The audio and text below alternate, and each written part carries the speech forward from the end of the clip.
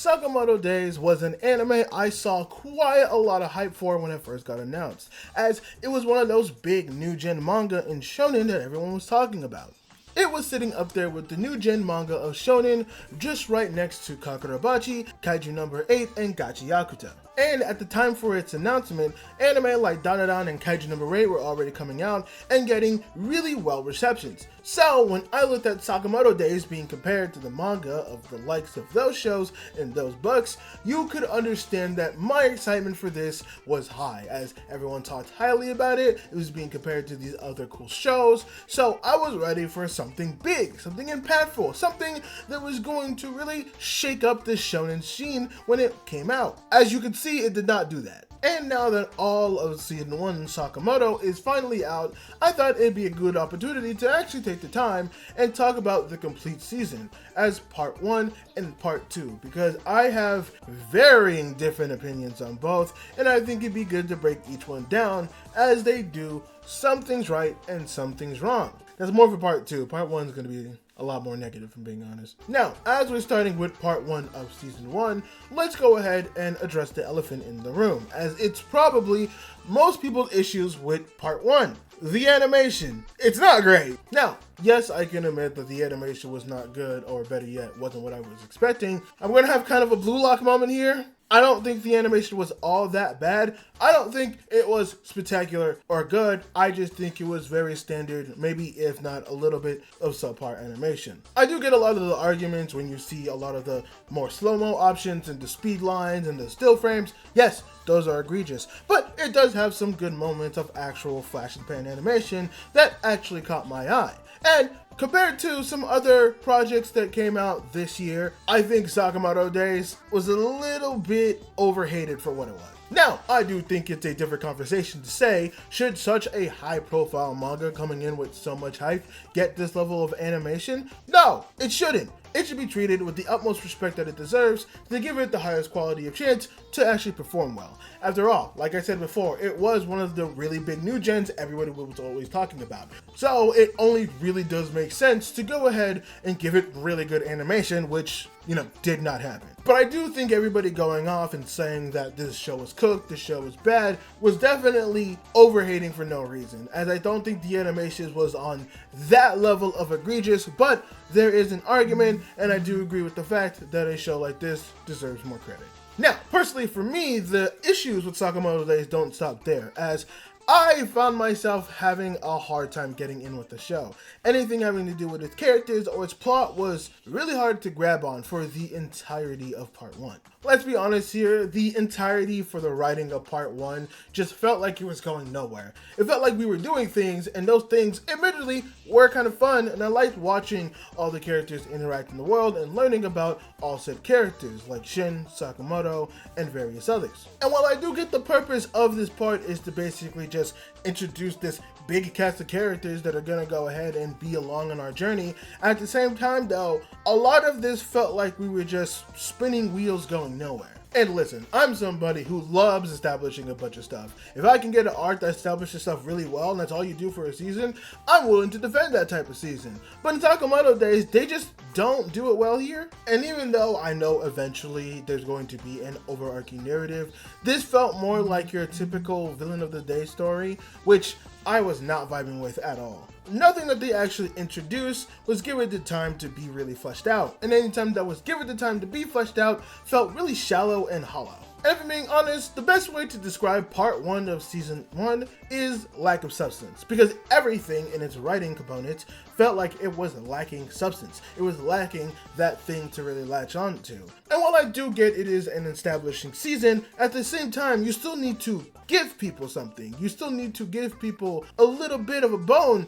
to actually suck on while you're establishing stuff. And the first part of season 2 for me didn't really do that at all. Now, going from the end of that to the beginning of part 2, I definitely had a tiny bit more hope, as part 1 set us up for something that could actually potentially be big. And for the most part, it kind of is. It does do some establishment that I really do like, but the actual overall arc was kind of naffy. In terms of giving us something to actually bite on when it comes to its substance, yeah, we did actually get that, but not till the very end. But I will say though, that end was definitely the beginning turning point for where I feel I was finally getting into Sakamoto days.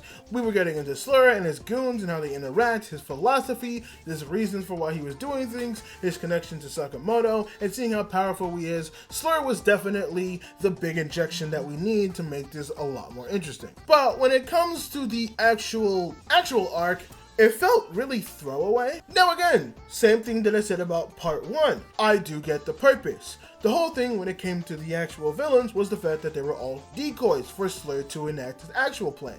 And I'm okay with that. That's fine plot writing to do. The only thing is, if you're gonna hype up these inmates to actually make them seem like a credible threat that could actually go against people like Sakamoto and his crew, along with the Order, at least make them put up some form of fight. I thought we were at the very least gonna get some really good fight scenes going on, but the only fight I think that was actually pretty well substanced was the Osuragi fight we're going against one of the prisoners, specifically the black female one. I'm sorry, I forgot her name. And it wasn't until we got all the interaction with Slur and Sakamoto and old man samurai guy that we actually got another good fight scene. Other than that, everything else felt okay. Again, nothing was poorly animated. In fact, I would actually say that this arc had a lot of quality upgrades, including the second arc, which was the JCC transfer exam, that actually also, once again, bumped up the quality in terms of the animation in many aspects.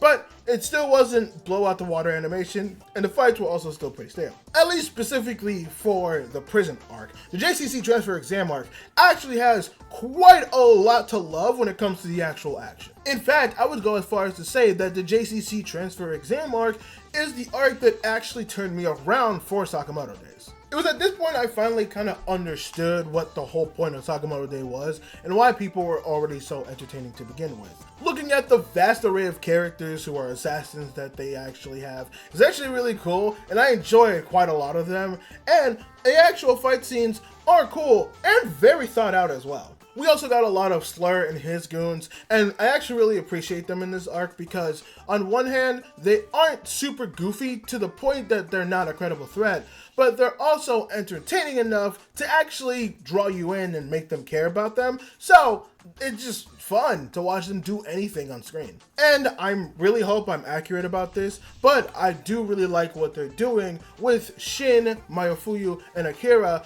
making them as these three prodigies potentially being set up, just like Sakamoto, Natsuki, and Ryoin. As each of them, though they still have a lot to learn and are quite clumsy in their own right, have a lot of talent that they could go for that they still need to develop. I do hope we get a point where all three are kind of fighting with each other as we see them being their older counterparts, which is going to be really fun to see, if that is what they're doing.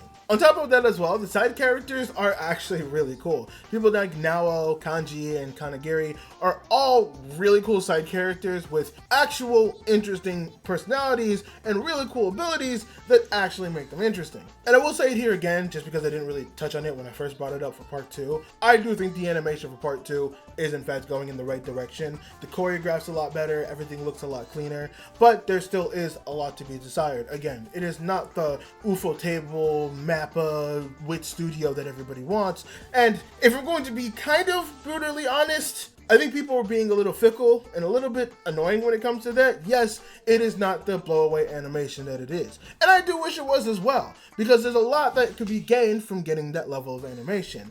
But at the same time, it is doing pretty good animation regardless. It's not over the top, super polished animation, but there are still good moments in this show that need to be appreciated, like when the controlled student beat the hell out of the teacher. And I played that for 15 minutes. I got a kick out of that. So, after part 1 and part 2 are all now released and the full season 1's out there in the world, did Sakamoto Days land on its feet? Yeah, very shaky, very wobbly, but it did in fact land on its feet. And I do hope it actually gets a season 2 fairly quickly. I'm not dying for one, it hasn't hooked me in that much, but I'd be very pleasantly happy to see if it ever got the announcement, as of course I think it's on a good trajectory to actually make some quality. And looking at scores, it does seem like part 2 was received a lot better than part 1, so I have high hopes that they'll look at that and want to give it a second season. At the same time though, I don't blame people who dropped it and just don't want to pick it up.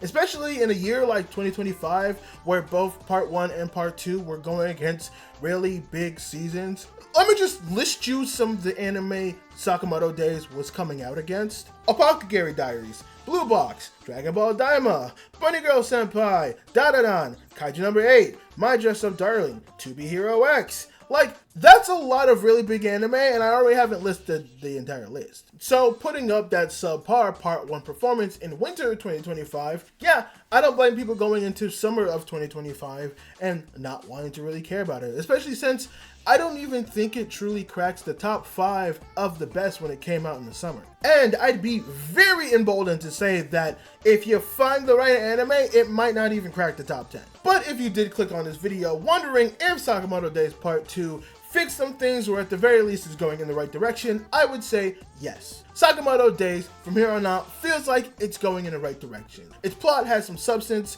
it's introduced characters that are very interesting, while also really fleshing out the ones that we've already met, and the world itself is quite interesting, and its villains are captivating. It's nothing really to go ahead and write home about, but I do think that Sakamoto Days, at the very least, has something. And if it does get announced for a season 2, I hope that it keeps going on its path of good quality and that we can keep going on and get a good show. Because Sakamoto Days deserves at the very least that, and I hope it can do just that. I'm like so gay.